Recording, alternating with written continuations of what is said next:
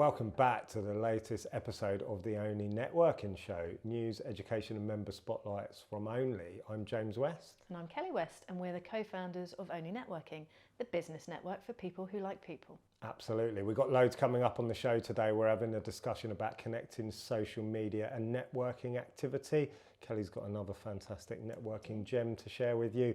And we're interviewing Leah Steele from Searching for Serenity. So she specialises in helping people, business owners, not get burnt out. Quite topical. Very topical. At the moment. Let's deal with the elephant in the room. Shouldn't call it that. This is our house/home studio. If you're watching, if you're listening, this won't mean anything, but we are recording in a different location, purely because as much as we love Andy and Rob at the Pulse 8 and all the great work that they've done, we need to record remotely because that studio based in Southampton, as fantastic as it is, doesn't really accommodate us recording interviews with people from Scotland or New York. We're an online network, so we had to adjust the way that we do this. So yes, thanks Rob, thanks Andy. Absolutely. You have done a fantastic job for us. We've now got Izzy behind the camera. She's there, you can't see her. So we're in good hands and we're looking forward to trying some new things. How are you feeling about it all? New house, new studio? Fun, it's good fun. It's been a good reason to go and buy lots of nice wallpaper, furnishings.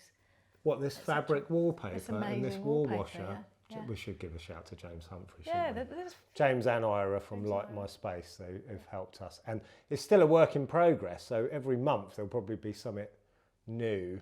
Wow, we'll see if we can incorporate something different each month. We've also got some very exciting news, Kelly, haven't we? We're very proud of this fact and we're very grateful of the fact that the ONLE Networking Show is now sponsored. It is. So those brilliant people at Get Set Solent have come in to sponsor us. They do some incredible stuff, don't they? Free services for businesses in the Solent area. We're going to talk about, give you some more information about what those guys offer there, but do check them out. And for now, guys, thank you. We really appreciate the support. Get Set Solent, go and have a look. So part one of the show, we're going to talk about marketing. So this is inspired by our monthly ONLE Talks. We had Sas Subi from Business Medics come on to Talks. And we talked about marketing, the bigger picture. And this was really the idea of getting people freed from being over-reliant as business owners on social media. So it was the idea that we wanted to explain that marketing is much bigger than social media. It can absolutely work in the right hands, but you need to be open to other things because marketing is just about getting attention in the right place and getting the right reaction, isn't it? So we talked about things like lumpy mail, the power of sticking something through someone's letterbox in this day and age. If you're targeted, doesn't have to be mega expensive, but it tends to stand out a lot more than, say, a social media post. And we also talked about the power of networking for honing your marketing, because I think this is a hugely overlooked part of networking, is that you get immediate feedback on your messaging. Are we using that to actually feed back and inform our marketing to improve our messaging? You should do that, really, shouldn't you? You should. I don't think people realise quite often how they're marketing when they're networking. Yeah. You know, and one of the quotes one of the members gave, one of our hosts, Nick Shrimpton, said, if it touches the market, it's marketing. Yeah. And that one's really stuck in my mind, to be honest. So there are a few other things that came from across the network, though, so I'm just going to read out a couple of quotes from some of the members. The marvellous Jim Culverwell, one of our founder members, actually, Jim, so good to give you a shout out. It's very difficult to network now without a strong online presence because when people meet you, the conversation is likely to continue online, so your website needs to be up to date. And you need to be actively engaging online with people you meet at networking events. So true, isn't it? You know, I've been disappointed sometimes. You know, visitors come along or I've met somebody and I've really wanted to find out more about them, go on the website and it might be a dead link or it's being built. You know, that's forgivable. If you're a new business owner, of course, you have to start somewhere, but Don't let them off the hook. It should go somewhere, shouldn't it? You know, give your LinkedIn address if you don't have your website up to date, that sort of thing. So it's just being mindful that if people do go and look you up, it needs to be cohesive, doesn't it? You need to see the bigger picture. Networking is just the icebreaker, isn't it? And I know Alan and Emily talk about your digital ecosystem, don't they? It's getting people into that system of learning more about you, getting them on your social media and these various touch points. Again, a big Exactly. part of marketing. So that's a great point from Jim. Well done, Jim. Yeah, well done, Jim. So Margarita Holden says, I use LinkedIn to stay in touch and learn more about the people I meet at online networking. It helps me get to know them and stitches the conversations together. Absolutely. We talk about this all the time and we will continue to do so. If you don't connect LinkedIn with your networking activities, you are missing a trick. You can further those conversations in between the meetings and really build depth into those relationships, which is what we always talk about. Denise Willier from Brighton said... You've got to say friend of the show, Denise Willier, because she gets a mention. She gets mentioned all the time, doesn't she? Every month, yeah. I'll do that again. Friend of the show, Denise Willier from Brighton, says, I've learned to use the natural flow between networking and social media, especially LinkedIn, to build depth into relationships and continue the conversation. She's put that very well, actually. What I said just now, but in a much better way. So well done, Denise. Yeah, good stuff. And then finally... That's why she's Denise Willier. This is why she's Denise Willier, this is true. Then finally, follow up. Your thousands of connections on LinkedIn will do nothing if you don't follow up and talk to people. That comes from the highly experienced and highly lovely Alice Smee. Yes, absolutely. And Alice is fantastic at that. Great connector, does what she says she's going to do. So if she's going to connect you with somebody, she'll do it. You know, if she needs to talk to somebody, she'll talk to them. So she's absolutely right. If you're going to taste, you're going to follow up with somebody. If you're going to connect with somebody, do it and further those conversations. Anyone can jab on a connect button on LinkedIn. We had someone once, didn't we, brag to me, he laughed because I was showing him something on LinkedIn and he went, ha, I've got more connections than you and you run a network, ha ha. And I went, look at your posts. You've got no engagement, because he didn't engage anyone. He just used LinkedIn to spam content. No one cared. And he didn't have an engaged audience. So we've said this before, like Alice is saying, have 100 connections that know you, care about what you do. You will get more traction on what you post, but also that's a proper networking community, isn't it? As opposed to thousands of people who don't know you and don't really care about what you do. What's the point of that? Exactly. So it's been a good month, conversations, and really good actually for the members to see how different people view it in different ways and get value from marketing, different channels, etc. So yeah, good conversation. Open up the conversation. And it was also one of those sort of serendipitous moments that we run a business book club at ONLE, and this wasn't by design, but the chosen book was called The One-Page Marketing Plan by a chap called Alan Dibb. It's quite a well-known book, and it just dovetailed really well with the stuff that Sasta had been talking about. It's brutal, that book, because it really breaks down. If you've ever thought, well, why doesn't my stuff get engagement? Why can't I market my small business? This book tells you why. It's broadly, and I'll paraphrase, it's because you're trying to market like a big business. And if you try and market like Coca-Cola by just volume of brand awareness driving activity, they're Coca-Cola. They've got like billions of pounds, not like literal, actual billions of pounds, dollars to spend on marketing. So if you try and market like a big business when you're a small business, you're going to fail, obviously, because you don't have the budget to do so. But also you negate your main strength, which is the fact that you are small, nimble and personable. So you are never going to talk to the guy that runs Coca-Cola via the marketing, but through your own marketing, you can make it personal. You can get into conversations with people. Absolutely. So that book is an absolute must read, I would say. And I think it's also important to remember the emotion that comes with marketing when you're a small business owner. You know, the boss of Coca-Cola isn't sat there wondering how many likes he's got on his recent Facebook post. Very different for us in that space, isn't it? So I think that is a key message. Stop thinking about what you should be doing and think about what you need to do for your business, because we're not Coca-Cola, or, you know, other big brands do exist, but you kind of need to take the emotion out of it. We always say about your bias. So if you're biased to a particular social media channel, forget that, because just because you like it doesn't necessarily mean your potential customers do. So really good lessons to be learned from that book. Highly recommend it. There was also the point about the fact, and I thought this was brilliant, how many clients does the average kind of small business, one person business have? 10, 20? Why are you trying to mass market?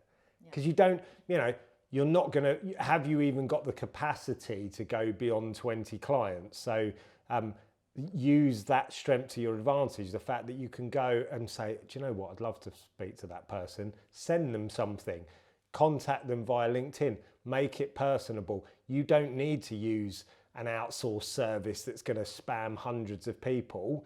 you know, kind of throwing out the net and hit and hope marketing, read this book. It is highly recommended and links in. So thank you, Sass, and thank you, ONLE members. We always learn stuff, don't we? Yeah, it's fascinating. From these chats, so fantastic. So for the next part of the show, we are moving on to one of our favourite segments. It's Kelly's networking gem. Rob always used to do some like fancy animation stuff, used to drop down. So just saying, is he? If this bit doesn't appear, then then we know that there was an issue. Just ignored it. Yeah, all good. So today's networking gem is... No, hang on, we have to go Kelly's networking gem. Ta-da!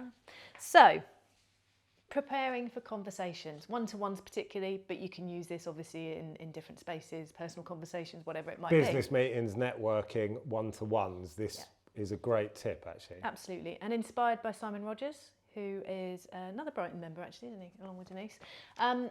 He talks about getting yourself into the right mindset, into the right space for having that conversation. We do all live a million miles an hour at the moment. And again, very topical. This month seems to be even more hectic, and people are kind of talking about that in quite great depth.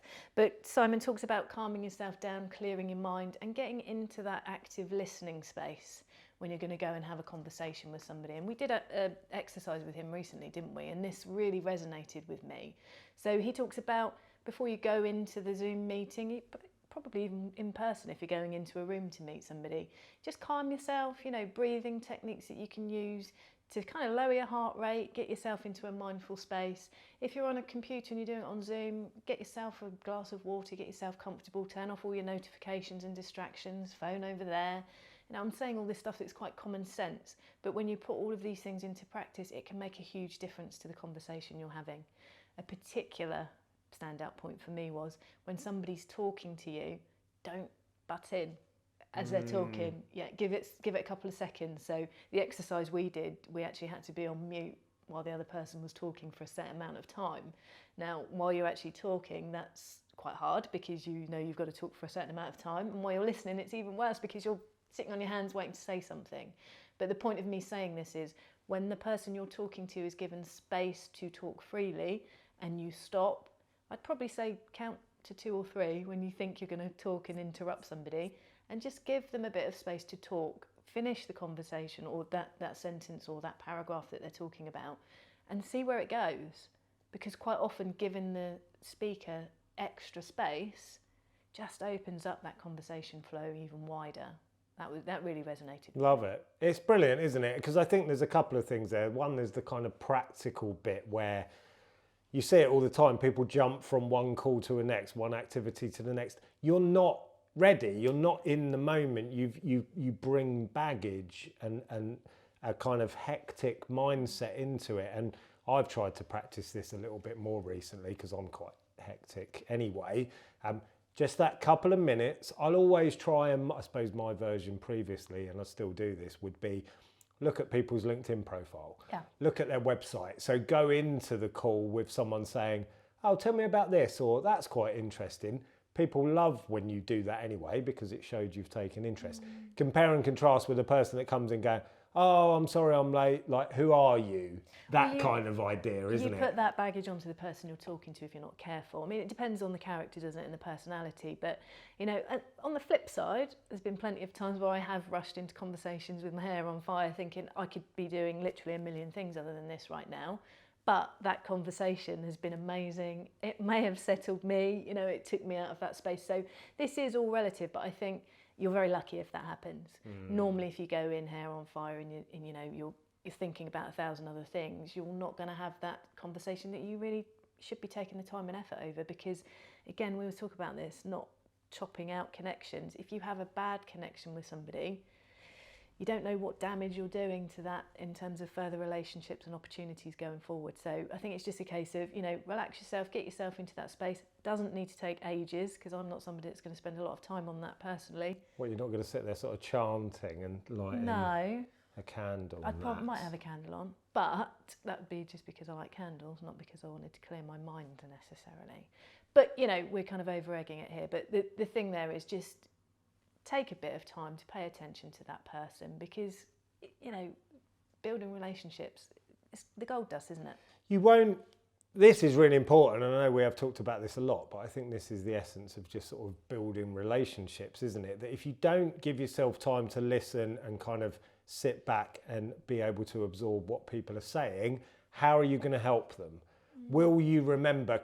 And again, I think there's a tendency in now kind of instant gratification society. What's my agenda? I want to get that agenda across. Whereas one of the keys to networking is say, and you're really good at this, you'll go, John's speaking. Oh, he's just mentioned so-and-so. I wonder if I could connect him with Liz, because Liz is in that space. Again, I think you need to be in a mind space to be able to absorb and listen, because this is what this is all about, isn't it? Rather than just, what am I going to say next? There you go. So the networking gem is prepare yourself, get yourself into the right space, frame set, mindset to go and have a good conversation and practice your active listening skills. Kelly's networking gem.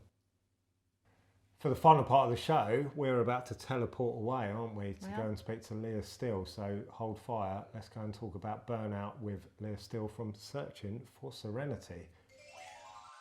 So here we go. As you can see, we survived the teleport, and we are now with Leah. Hello, Leah. How are you? I'm good, thank you. How are you? I think we should just output the conversation we've just had about Brussels sprouts. No one needs to listen to that. Yeah, no. Comments in the chat. Does anyone like Brussels sprouts? Because one person on this call does.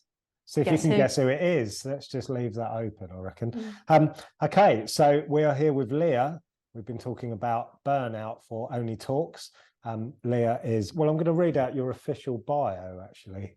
Leah, I say official. I wrote it based on your LinkedIn profile. Oh, Lord. If we can call that official. Leah Steele, the company is called Searching for Serenity, is a trainer and coach helping people prevent burnout and overcome imposter syndrome. She draws her experience from a highly successful law career where she witnessed firsthand the damage caused by burnout and the need to help business professionals avoid a problem that appears to be as prominent and problematic as ever. That's a bit of what we're going to talk about today, is this concept of burnout. So what drove you to focus your whole business, or a large percentage of your business, on helping people avoid burnouts, please? So the first thing is that I had experienced burnout myself when I was a lawyer. By the time I qualified as a solicitor, I'd been working between 60 and 90-hour weeks for 7 years. Oh. Yeah, 90-hour weeks. I thought I got it the wrong way around there, saying years. It felt like it though. So yeah, by the time I qualified, I'd worked something like an extra 3.5 years in paid overtime alone in the previous 6 years. That didn't include the early starts, the lunches, the late finishes. And I was exhausted, unsurprisingly. So I came across burnout, sitting in the toilets at work crying, Googling what's wrong with me. And after NHS Direct told me that I was definitely dead already, I then discovered burnout, and that made more sense. So that's initially where it came from. What it's developed into, though, is, for me, burnout in particular, it's the tip of the mountain, right? It's the iceberg. It's what we see above the water. But everything that's underneath is career sustainability. So if we can manage our workloads, if we can manage expectations, if we can manage what we think about ourselves with imposter syndrome, if we can manage advocacy with others, all of these things come together to build a sustainable career, and we don't get to burnout, hopefully. Or at least we don't get to the kind of burnout that has us breaking down, leaving our jobs, not able to cope anymore. So that's really why so much of it is focused around that. It's about maintaining career sustainability, and burnout is the way to identify that it's really gone wrong. We're not going to go into loads of detail about burnout because that is a topic for ONLE Talks, but I think it's really worth pointing out, as we were talking about earlier, Leah, that I think people think burnout is, in its sense, it's that's the end, that's the bit where I've had an absolute meltdown, I am unable to function. But as you were explaining eloquently earlier, it's a kind of state that we can sit in for a long time, but it will cause damage, it will damage productivity. How extensive is that in your experience? Are you seeing a lot of people in that mode?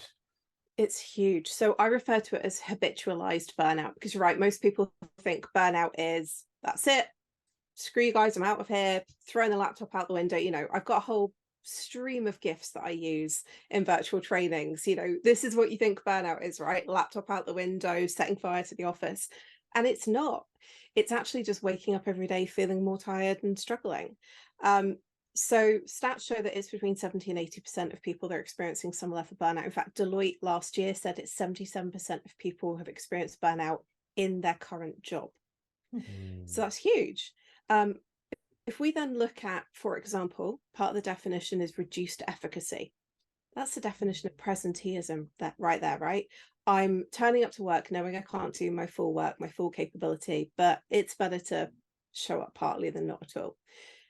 We then look at stats, particularly mental health in the workplace, and 49% of the 56 billion a year cost to employers is due to presenteeism at work. So we talk about that Venn diagram. We've got a huge overlap between burnout and basically a 35 billion pound a year bill for employers. And that's before we talk about absenteeism, staff turnover, any of the other things, and the team morale that's affected by burnout. So it's really difficult to put a price on it, but the price is high. Let's put it Definitely. that way. As well as the personal sort of pain that goes with it.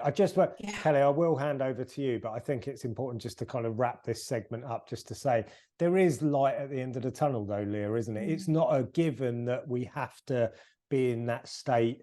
We can do high pressure jobs, but not be in a state of burnout. Is that right?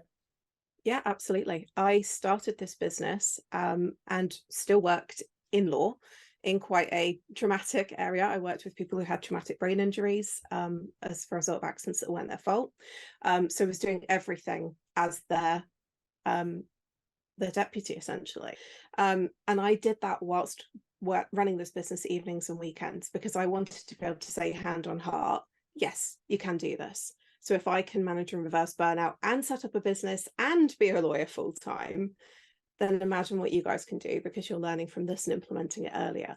And that's the whole point with burnout. It is something that accrues slowly over time. It creeps up, we don't notice it.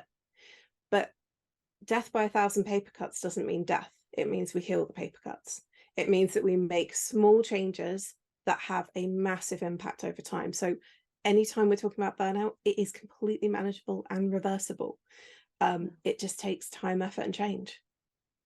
Brilliant. Wow, I've got a bit of a side question there, because this is, like you're saying, this is really important. So you were saying you were sat in the bathroom crying and trying to work out what was wrong with you. Did those closest to you notice what was happening? Did they question you? Did they ask you what was going on at that moment in time?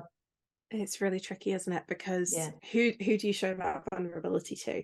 And often at work, we don't show that vulnerability. You know, people would see me get up and run away from the desk crying, maybe, but they didn't know the full extent of it. And there was stuff going on in my personal life as well. You know, I recently had a shocking bereavement. My mum died when I was 30 and she died very suddenly. And I worked with the recently bereaved. So, you know, let's press on those bruises. So, you know, it was really easy to write stuff off. Oh, it's a bad day. It's a bereavement. So some of my friends and family did know some of what was going on, but not necessarily the full extent, because we like to keep friends and family safe and usually at a distance. But also because there was nobody around me talking about this. I had never heard the phrase burnout before I Googled it that day. It's something we talk about a lot more now, 10 years later, thank goodness. But yeah, so a lot of people knew there was something, but actually, weirdly, I have people following me on LinkedIn who are connected to me now, who were clients of mine when I was a lawyer 10 years ago, nearly going through this. They did not know. Right. They say, looking back, oh, now that you talk about it, yeah, we can see, but they didn't know. And, you know, it's brilliant because some of them are my biggest fans now, which is lovely to see. But, you know, to actually have that sense check of, no, it looked normal on the surface. Maybe I was a bit tired, maybe I was a bit snappy occasionally, but, you know, I was a ginger litigation lawyer. You kind of expect that. And so actually to have that sense check that, no, I was hiding it really well for a long time. And I think a lot of people do. We don't show a lot of what's going on. Okay, it's the iceberg thing, isn't it? So Leah, here's a big question. What's been your proudest moment in business so far? I mean, apart from what we've just been talking about off camera, which was the biscuits, that's incredible. honestly, I really struggle with this because there are so many micro moments, but they're things that people won't necessarily know about. Because if I've done my job really well, nobody ever knows. You don't see the success, you just see the not struggling anymore. So I think some of the really proud moments for me have been working with clients who were at the point of leaving their careers, who were at the point of jacking it all in. Some of them who are business owners saying, I just want to go and get a job, I just want to go and be employed again. And them then coming to me and saying, I've got this plan and I'm doing these things, and they're sustainable. I love when I get to see other people really flourish with this. And it is tough, right? Because we can have sessions, we can talk in an environment like this, it's a safe space, and then you have to go back out to the real world. And the real world hasn't necessarily changed, even if we have. So seeing people who, you know, clients of mine who were working with me 3, 4, 5 years ago, who are now enjoying their jobs, putting in place healthy boundaries, messaging me going, oh my God, I can't tell anybody else, but I need to tell you this that happened. It's incredible. But for me, it's not the big loud, you know, despite me chatting on LinkedIn all the time, it's not the big loud stuff. It's those little moments. It's little moments where the clients are saying to me, I am so happy, or I put in place a boundary that I couldn't have done before. And I recognize how that feels now. That's incredible for me. That's the personal And that's stuff, huge. Those little bits in the background, you know, under the surface, as you're saying, and you're helping just stabilize that iceberg, aren't you, for people? So yeah, brilliant. Good stuff. Anyone in business that you can think of that you admire, Leah? Doesn't have to be someone particularly famous, but it can be. We don't mind.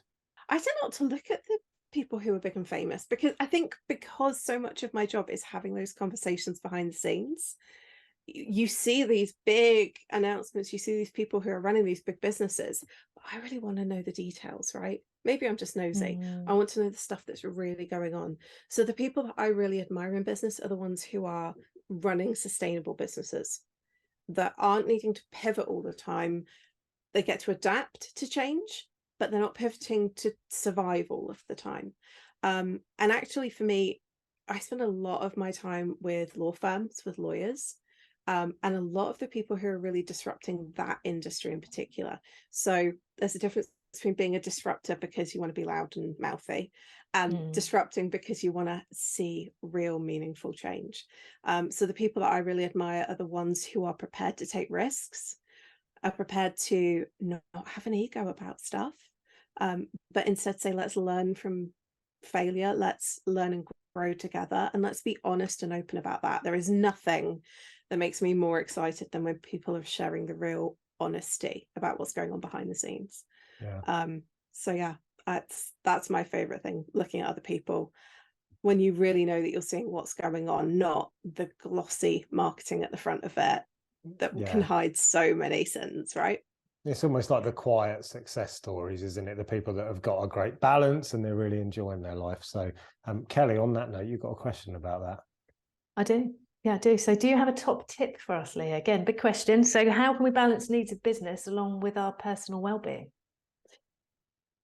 I mean, just a small little question like that, right? Tiny little question. Yeah. Very inconsequential, of course. For me, it comes back to, there is always this one point, particularly with burnout, there is this one point that breaks my heart. So, you know, the second part of this 3-part of burnout is negativity, cynicism, and increased mental distance. And I really struggled with what that meant to begin with. We get negativity and cynicism, right? I was a litigation lawyer. That's basically my language. That's my love language right there. But increased mental distance, for me, it's that space from where you started and why you want to do what you do to where you might be. So I wanted to become a lawyer from the age of 9. A lawyer changed my life, saved my life, quite literally. You know, took a really scary situation and made it safe again. And I went, I want to do that. Obviously, 9-year-old brain went, if I do that and if I'm that side of the desk, I will never be scared again, right? I wish. But that change from there to when I was experiencing burnout, I got to the point where I was rolling my eyes at clients. I was, of course, it's about, It's about the principle of the thing, right? Not the money. Yeah. So that gap, that change is the bit that breaks my heart when I'm working with clients. But it's also the thing that, if it doesn't take us long to be able to reflect about where we are and what we're doing. Why did you start doing what you're doing? You know, we talk about business owners, we want freedom, we want to do it our own way, we want to do it differently. Check in. Where are we right now? Where are we defaulting to the way that other people did it, that we probably criticized because we don't have time to think about it? Where are we losing that mission and that purpose? So, you know, the one top tip that I would have is pay attention to where you are and how you feel about what you do. Do you still feel like it's worth it? Is it making a difference? And if not, is it because you are no longer aligned with that mission? Or is it because you're taking on so much that it's almost becoming like a form of self-harm? Because that's exactly how it feels sometimes, right? We've taken on so much and it's exhausting. So that would be my top tip. Where are you right now? Where did you start? What's changed? There's a fine line, isn't there? And you've described that really well, because there's, as you've said, passion behind what you do. That's come from a very young age, and you know it inside out, back to front, and you love doing it. But that passion, with too much in the funnel at the top, can quickly turn into hatred, can't it? If you're being overwhelmed by it and trying and giving and giving and giving. Good points there. Thank you, Leah. Good answer to that question. So, Leah, what do you wish you knew when you started your business? So much stuff. I'm really going through the rumble with this at the moment as well, because for some reason my business seems to move in like these 3-year stages. And 3 years ago I started doing corporate training, I started working with people, and now I'm going through this other stage of growth and going, why did nobody tell me this stuff before? And I think the big thing, if I'd have known 6 years ago, would have made a massive difference, is there are some real foundational pillars to running your business, but then the rest of it is up for discussion. And what most people try and do is change those foundational pillars and not really worry about the stuff that could be adding value, could be making a difference. So, you know, I wish that I'd really had that. What's your core? What are the things that you come back to, that it's okay to iteratively grow and develop instead of trying to reinvent the wheel every 3 minutes, which I'm definitely at risk of doing a lot of the time. And the other thing that I really wish I'd known is it's a really long game, right? It takes a long time to build connections. It doesn't have to take a long time, but to do it really well and to have genuine connections with people that are meaningful, that are people that you trust. You know, I wish that I'd had those networks, that support, and just that foundational knowledge 6 years ago, because it would have made a huge difference to where I am now. We'll talk a bit more about networking in a minute, but Kelly, you got a fun question. Yeah, we'll lighten it up a little bit. So, early bird or night owl, Leah? What's your preference? Night owl. Are you? Absolutely. We were talking earlier, I need at least 2 coffees to get going in the morning. And one of my favorite things about running my own business, and most of it being virtual, is 8:59 a.m. I can still be in the bedroom over there, and 9 a.m. I can be at my desk working. I am not somebody I don't even plan a single training session before 10 a.m. It's just going to be painful if you try and make me do it. Wow. Yeah. So how late's late? What's typical evening for you? So because I work with people who are doing 9 to 5 as well, I quite often will be working up until about 9:45 at night. Okay. Which is then a nightmare for my partner, because I'm really amped up and really happy from doing all this work, and he's ready to go to sleep. So I will quite often be working until about 10 o'clock at night, a couple of evenings a week, which then means I don't get to sleep until about 1 a.m. I'm a nightmare to live with. Ooh. Yeah. That's our sort of our sort of transitional period, isn't it? Where you've had half your sleep, you wake up at 1 and then you go back to sleep again. That's it. I'm a lifelong insomniac, so if I do get an early night, I will wake up at 2:30 every morning. So actually going to sleep about midnight, 1 o'clock, it works. I go through. It's great. Wow, crikey, yeah. Whatever works for blows you. my mind, that does, but all good, all good. Just to wrap up, Leah, you got any tips for getting value from networking? You've touched on this just now, but do you want to bring that all together? Yeah, it's something that I massively underestimate, because it wasn't a skill set that was taught when I was in law. You went to networking events to show your face and to get your CPD points, not necessarily to actually build your network. And so the biggest thing for me has been finding people that honestly that I could go and get a beer with. Like, if you can go and have a drink with somebody, if you could just relax over coffee, you're probably going to have better networks and better support, because it's organic instead of being forced. And I think I've forgiven myself, because despite the fact that I'm obviously loud and mouthy when we're doing stuff like this, you put me in a room and I'm the one that sinks to the back. Wow. I'm quieter around groups of people unless I'm the one on the stage delivering the training. And actually forgiving myself for that and being happy with, yeah, I can sit and I can watch and I don't need to get involved with everything. I don't need to force myself. And so being more myself within those environments means I'm going to be more authentic, more genuine, and hopefully more likable. You never know, though. Well, we certainly like you, Leah. I'm sure everyone Okay. does that meets you. I set you up. You had to say it. I would have said it anyway. Come on. Well, thank you, Leah. It's been brilliant talking to you. Thanks for sharing your time with us today. And thank you, Kelly, as well. So there we go. This has been the Only Networking Show. Please like, subscribe and share, and we'll see you again next month.